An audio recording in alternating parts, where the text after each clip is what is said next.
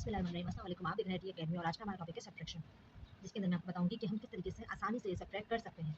Minus करना चाहते हैं तो इसका एक बहुत ही ज़्यादा आसान तरीका है।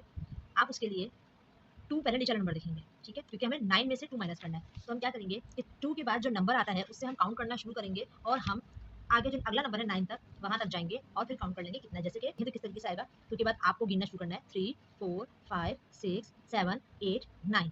अब देखिए 9 यहाँ तक आया, तो आप इसको काउंट करें कि कितने जो है हमने पॉइंट्स टच किए हैं। 1 2 3 4 5 6 7, तो यहाँ पे आ गया 7।